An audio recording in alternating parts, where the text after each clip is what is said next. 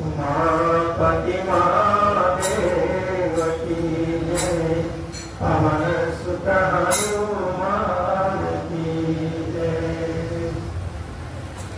अखंडानंद और संध्यानंदन प्रभु श्री रामचंद्र जी भगवान के चरणों में बार बार वंदन। भगवान कैलाशपति भगवान भोलेनाथ के चरणों में वंदन। अजय नंदन हनुमान जी महाराज के चरणों में वंदन। पूज्यपाद स्वामी तुलसीदास जी महाराज के चरणों में वंदन। व्यासपीठ के पास में विराजमान आदरणीय बाबा को वंदन। और जितने भी भक्तानुरागी यहाँ पर उपस्थित हैं सभी को हृदय की अनंत गहराइयों से जय जय शिवराम।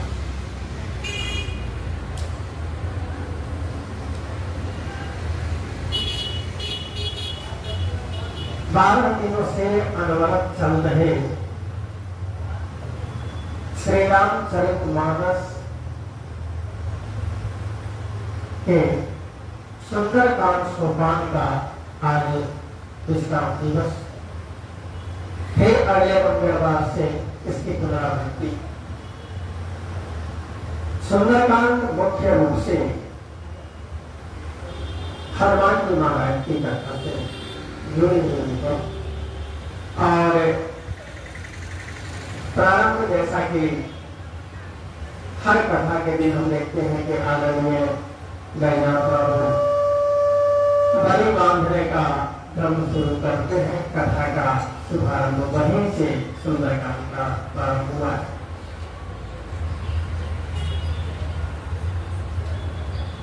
जामुन जी महाराज ने जब हनुमान जी से कहा था काजी प्रसाद ही रहने वाला माता, तो क्या क्यों बैठे हुए समुद्र जाना है। जब उन्होंने कहा कि आपका अवतार ही हुआ है, आपका जन्म हुआ है श्री राम काज के लिए, तब इन्होंने पर्वता का रूप दिखाया था और कहा था कि हमको करना क्या है लंका में जाकर के बता दीजिए। तब कहा गया कि इतना करम पाप तुम जाई, आप इतना जाकर के करिए कि सीता माता की सुनो को लाकर को प्रभु श्री राम जी को सुना दीजिए। शेष जो करना है प्रभु श्री राम जी आगे। यह जो बात जामवंत जी की हुई थी और उसके बाद हम प्रवेश कर गए थे सुंदरकांड। यही बात उनको बड़ी अच्छी लगी थी हनुमान जी को।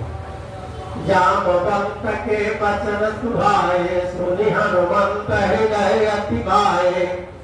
बहुत अच्छी लगी थी बात। जामवंत जी ने कहा कि आप प्रभु का काम करने के लिए वहां से खबर लगा कर उनको सुना दीजिए। यहीं से सुंदरकांड का आरंभ हुआ था। अब इसके बाद हनुमान जी महाराज वहां से चल दिए।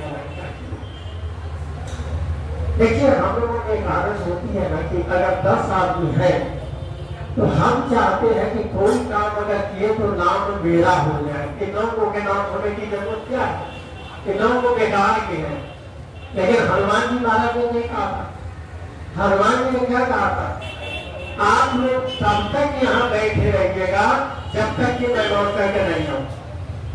कारण कि उनको लगा था कि अगर हम अकेले जा करके बताएंगे कि हमने सीता का पता लगा लिया तो उसमें तो केवल हनुमान का नाम होगा, लेकिन जब हम लौट करके सबके साथ जाएंगे तो कहा जाएगा कि पूरी टीम ने काम किया है और सबका नाम होगा। तो किसी भी संस्था में, चाहे हमारी यही संस्था क्यों न हो, हमारी भावना यह रहनी चाहिए कि हम ज्यादा करते हैं तो करें, लेकिन नाम सबका हो, ये ध्यान रखना पड़ता है। बहुत बड़ी बात है। और अब कुछ जरूरी बातें सुंदरकांड की हम लोग यहाँ पर ध्यान देंगे। पूरी कथा को हम लोग सुन लिए और फिर आज के प्रश्न पर चलेंगे। बात यह आई थी कि जब माता सीता और प्रभु श्री राम तो प्रकरण आया था जयंत वाला, जो कि जयंत इंद्र का बेटा चोट मार करके और उड़ गया था। प्रभु श्री राम ने ज्यादा कुछ नहीं किया था, एक तिनका उठा करके उन्होंने जयंत पर कौआ पर चला दिया।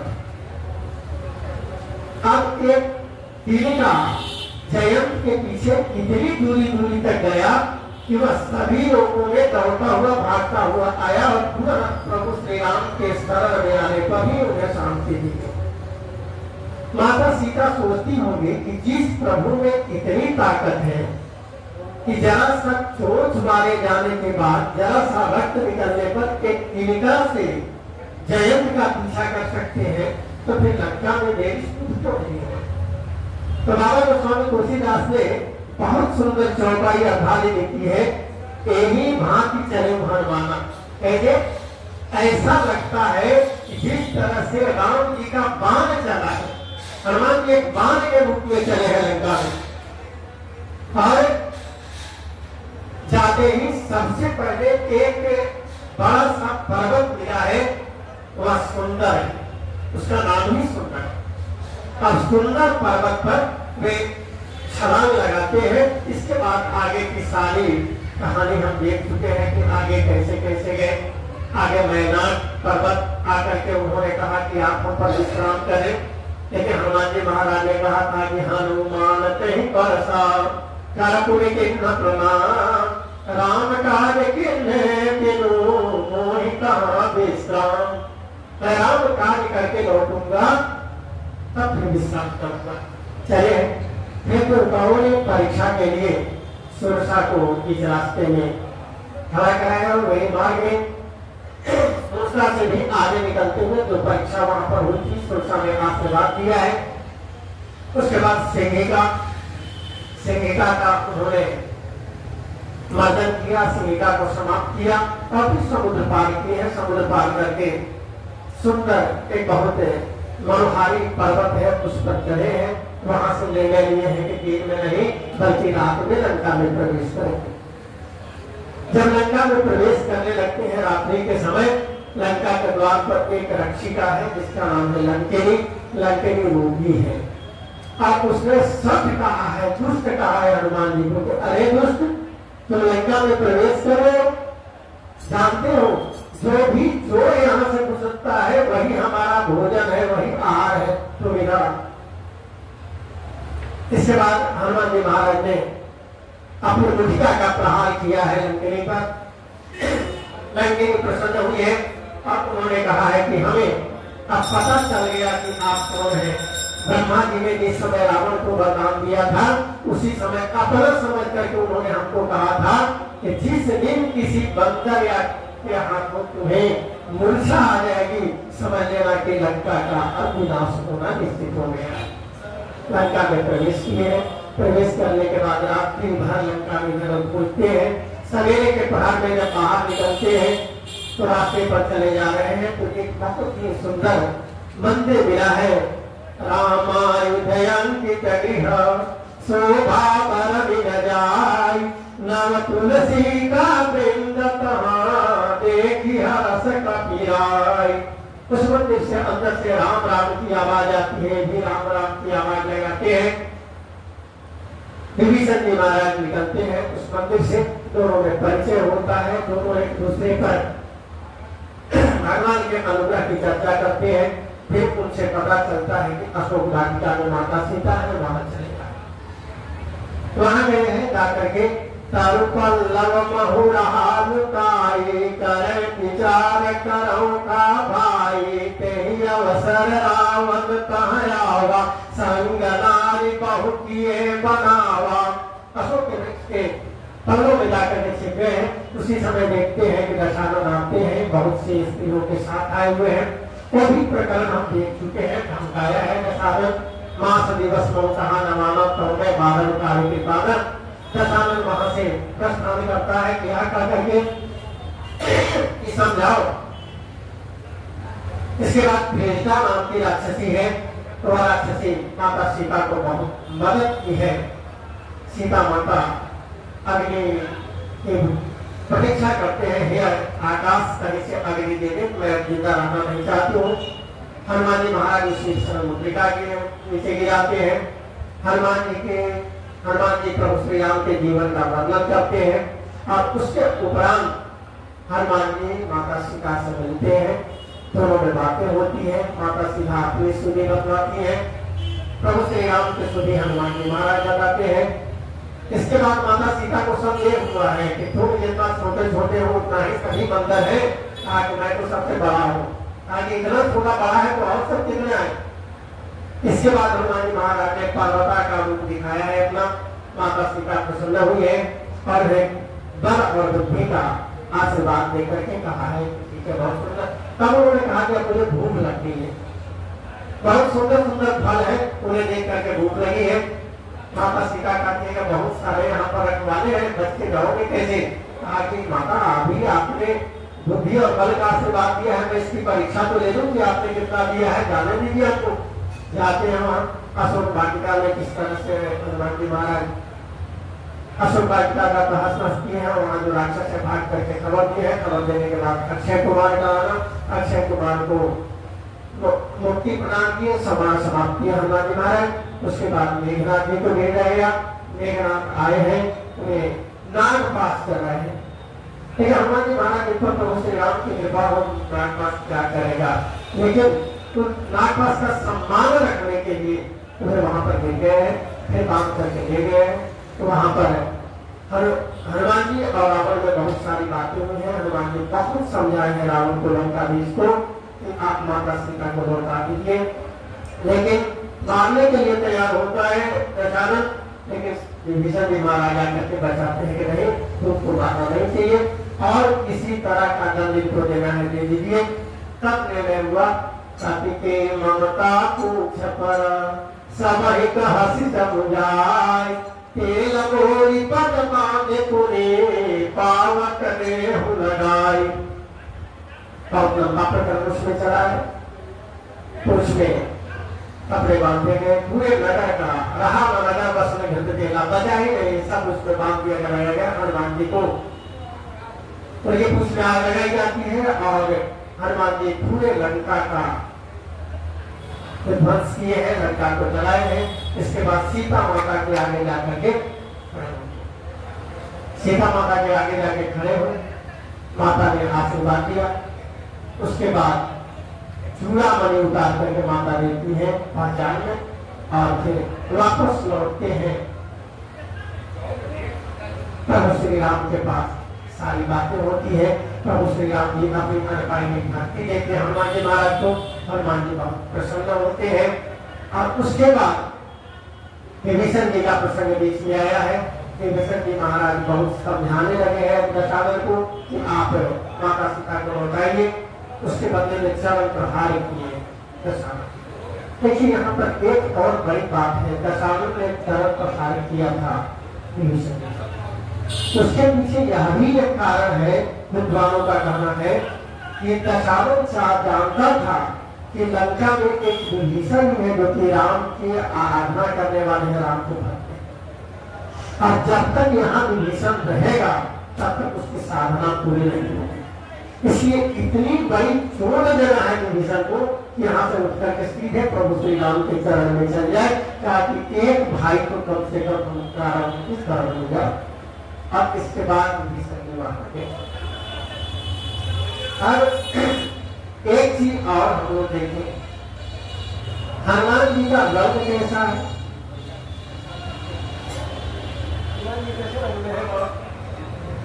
कंचन बरन विराज सुबेसा, कानन कुंडल कुंचित केसा। हनुमान जी का रंग सोने के जैसा। माता सीता लंका में क्यों आई थी? सोना के कारण ही आई थी। जब मालिक स्वर्ण मेघ के रूप में दौड़ रहा था तो माता सीता ने प्रभु श्री राम से कहा था कि यह स्वर्ण मेघ मुझे ला करके दीजिए। और उसी का परिणाम हुआ था कि माता सीता को आना पड़ा। प्रभु श्री राम ने सोचा कि अब हमको स्वर्ण मेघ के बदले उसी रंग में हनुमान जी को भेजना है, एकदम सोना के रंग में। आतुलित बलधामं हेम शैला भले, हम सोना के समान शरीर था हनुमान जी का, एकदम स्वर्ण रंग। और यहाँ माता सीता मृग के पीछे दौड़ी थी, बेचैन हुई थी मृग को पाने के लिए। तो यहाँ पर हनुमान जी भी अपना परिचय दे रहे हैं। शाखा मृग के पर मनुसारे शाखा, ये भी मृग है, लेकिन कैसे मृग है? शाखा मृग है, इस डाली से उस डाली को कूदने वाले मृग है, दोनों की समानता दिखाने वाली। तीसरी बात, लंका का रंग सोने का, पूरे सोना का है। तो हनुमान जी महाराज उसी रंग में लंका में प्रवेश करेंगे तो अचानक पकड़ पाने में भी जरा सा उनको लगेगा, पता भी नहीं चल पाएगा कि यह लंका का एक भाग है कि हनुमान जी किसी रंग में आए। स्वामी तुलसीदास ने बहुत बातों को संभाल करके रखा और बहुत सुंदर रूप में हम लोग के पास परोसा, जो कि 12 दिनों से हम सुंदरकांड की कथा करते हैं। प्रभु श्री राम जी के शरण में गए हैं और उसी समय जब विभीषण जी वहां गए थे, सुख और सारंग रावण के दूत भी चले गए थे। प्रसंग यहीं से आगे बढ़ा जाता। सुख सारंग वहां पकड़े गए, पहचान लिया गया ये तो बंदर नहीं है, बालक के रूप में वहां थे, लेकिन ये राक्षस है। सभी बादली सीमाओं को पकड़ करके मारने लगे थे। जो हमार हर नासा गाना यही कोसलाधीश के आना। उन्होंने प्रभु श्री राम की शपथ दिलाई है कि मुझे छोड़ दीजिए। तब लक्ष्मण जी को, लखन लाल जी को बहुत मोह लगा था और सुसारन को पकड़ करके अब छुड़ा दिए थे। आप एक चिट्ठी लिखे थे, ये चिट्ठी लेकर के जाओ और जाकर के दशहरण को बता देना कि माता सीता को लौटा दे, अब नहीं तो उसकी यह हालत होगी कि अब उसमें विलंब भी होने वाला नहीं है, बहुत जल्दी आ जाए। सुसारन दशहरण के पास पहुंचे हैं और सारी बातें बताते हैं कि कैसे कैसे क्या है। प्रभु श्री राम के तेज बल का बखान करते हैं कि बहुत तेज है। और इसके बाद उनकी जो सेना है, सेना के बारे में भी बखान करते हैं।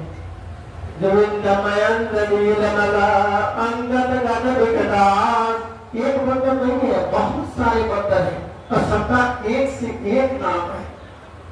दशरथ ने पूछा कि ताकत के बारे में बताओ कि कैसे लोग बंदर है, लेकिन ज्यादा वो ताकत हम नहीं बता सकते, लेकिन एक बंदर जो आकर के लंका को जला करके गया है वह सबसे कम ताकत वाला बालक है वहां का। आगे कैसा है कि आप समझ लेना। अब क्या कर रहे हैं वो लोग सो बताओ। आगे अब वो लोग सागर के किनारे बैठ करके प्रार्थना कर रहे हैं, समुद्र से रास्ता मांग रहे हैं। रावण पड़ा मुस्कुराता है व्यंग से, अच्छा जब सागर से रास्ता मांग रहे हैं तब हम इसको देख लो। अब तब वह सुसारन था लक्ष्मण जी के दिए हुए चिट्ठी को दशरथ को देता है और वह अहंकारी बाएं हाथ से उस चिट्ठी को लेता है, लेकर के पढ़ता है। और फिर सुसारन ने प्रार्थना की है कि आप माता सीता को लौटा दीजिए। प्रभु श्री राम ऐसे हैं कि जिनके शरण में कोई भी चला जाता है, अधम से अधम भी जाता है, तो उसे वे उद्धार कर देते हैं। और तब जैसे ही उन्होंने कहा माता सीता को लौटाने के लिए, दशरथ प्रहार किया है और प्रहार करने के बाद लौट करके प्रभु श्री राम के शरण में आते हैं और इसी अगस्त के साथ से जो राक्षस हुए थे इनको मुक्ति मिल जाती है। इसके बाद प्रभु श्री राम को समुद्र पर क्रोध होता है कि इतने समय से हम प्रतीक्षा में हैं, प्रार्थना कर रहे हैं। जब शुरू में बैठे थे प्रार्थना के लिए, उसी समय लक्ष्मण जी को अच्छा नहीं लगा था कि नहीं प्रार्थना क्या जरूरत है, हम समुद्र को सोच लेंगे। लेकिन प्रभु श्री राम ने कहा था कि नहीं, पहले प्रार्थना करनी चाहिए। आज प्रभु श्री राम जब क्रोधित हुए हैं तो क्रोधित होकर के उन्होंने लक्ष्मण जी से कहा लक्ष्मण पान सारा समयानु सो बारी भी शिखर के सामू। लक्ष्मण जी जल्दी से हमला अपना तीर और धनुष ले लेंगे। बहुत देर तक प्रतीक्षा कर लिए और अब प्रतीक्षा नहीं करूंगा, मैं अब इस पूरे समुद्र को सौंप लूं। कारण कि साधन विनय कुटिलेशन प्रीति सहज कृपण संत सुंदर, सठ के साथ ज्यादा विनता नहीं करनी चाहिए। सठ यानी दुष्ट, दुष्ट को एक दो बार समझाने का प्रयास करना चाहिए। अब अगर नहीं माने तो फिर उसके साथ दुष्टता की भी जरूरत पड़ जाती है। संस्कृत में कहा गया है सधे साध्यम समाचरे, जो जैसा दुष्ट होता है उसके साथ वैसी दुष्टता का व्यवहार करना चाहिए। विषम औषधम, अगर जहर है तो जहर के साथ जहर का ही प्रभाव काट सकता है। उसको थोड़ा सा और किनारे कर दीजिए।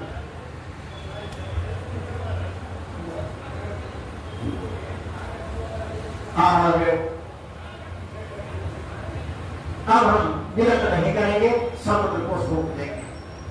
जब बहुत क्रोधित हुए हैं, एक बहुत ही विवादास्पद चौपाई यहाँ पर है जिस पर बहुत सारे विद्वानों ने क्या कई शोधकर्ताओं ने इस पर चर्चा की। ढोल गवार शूद्र पशु नारी सकल तारना के अधिकारी, अलग अलग विचार वालों ने अलग अलग सिद्धांत किए। सकल ताड़ना सामान्य अर्थ हम लगा लेते हैं कि ढोल गवार शूद्र पशु नारी जो हम ताड़ने की चीज मतलब पिटाने की चीज है, सामान्य अर्थ हम यही करते हैं। जबकि बाबा गोस्वामी तुलसीदास जी ने ऐसा नहीं कहा। एक विचारक ने कहा कि भोजपुरी में ताड़ना का अर्थ होता है समझना। हमारा बात ताड़ गया हो, ताड़ डालूंगी ना, यानी समझ रहे हो कि नहीं। तो ताड़ना उस अर्थ में यहाँ पर है। ढोल गवार का मतलब क्या होता है? गवार का मतलब होता है जो स्वभाव से नीचे गिरा हुआ है। शूद्र का मतलब होता है जो सेवक है, पशु और नारी। इनको समझने की जरूरत है। हमारे सामने घोड़ रखा हुआ है, आप बिना समझे हुए कैसे इसमें ताल देना है, कैसे ठोकना है और ऐसे ही पीटना आरंभ करने तो इससे आवाज नहीं निकलेगी।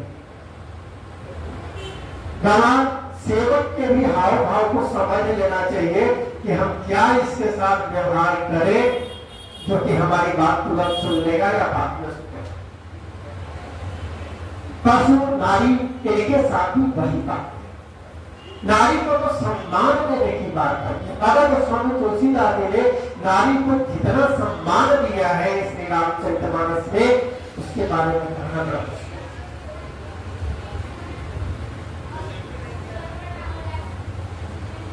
इसके बाद जब प्रभु श्री राम क्रोधित हुए हैं और सारे प्रकरण उन्होंने कहा है कि अब हम समुद्र को सूख लेंगे, उसी समय ब्राह्मण का रूप धारण कर करके सब देवता सोने चांदी हीरा जवाहरात सब भर करके थाली में और सामने खड़े होते हैं। क्षमा कर दिया प्रभु, हमसे भूल हुई, अब हम क्या करें?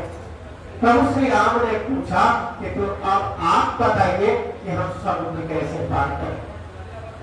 उन्होंने कहा कि प्रभु आपके जो ये बानरी सेना है, इस बानरी सेना में नर और नील जो है बड़ा बढ़िया मिस्त्री है, राज मिस्त्री बड़ा बढ़िया है, विश्वकर्मा है। नाथ नील नद कपिल भाई लड़काई ऋषि सिपाही। बचपन में ऋषि से आशीर्वाद को मिला हुआ है कि जो भी पत्थर को स्पर्श करेंगे वह पत्थर समुद्र में या जल में तैर गए। और हे प्रभु, एक तो उनको आशीर्वाद मिला हुआ है और दूसरे आपकी कृपा मिली हुई है, तो फिर इसमें कहना ही क्या, आप उन्हें करिए और आपके आशीर्वाद से पत्थर तैर जाएंगे। साथ ही मैं आपको अपने हृदय में धारण करते हुए मैं भी प्रयास करूंगा कि जितने पत्थर इसमें डाले जाए सब उस पर हो और इसी तरह से समुद्र बंधा जाएगा और तब आपका नाम चारों तरफ होगा। तब प्रभु श्री राम ने कहा कि तो फिर कि हम तो तीर धनुष लेकर के तैयार है, इसका क्या होगा? अब तो बिना छोड़े हम बुला नहीं सकते इसको। तब समुद्र देवता ने कहा कि इसे प्रभु उत्तर दिशा में छोड़ दे, उत्तर दिशा में कुछ दुष्ट वगैरह का निवास है, उनको मुक्ति मिल जाएगी। उस तरह प्रभु ने छोड़ा है। समुद्र बंधने का काम आगे चलेंगे। सुंदर कांड की कथा बहुत ही जीवन को सफलता देने वाली कथा है। चाहे हम जिस आयु के, जिस समाज के, जिस वर्ग के लोग हैं, सबके लिए कथा बहुत ही प्रिय है। कारण कि इसमें हनुमान जी की पूरी वीर हनुमाना, वीर हनुमाना अति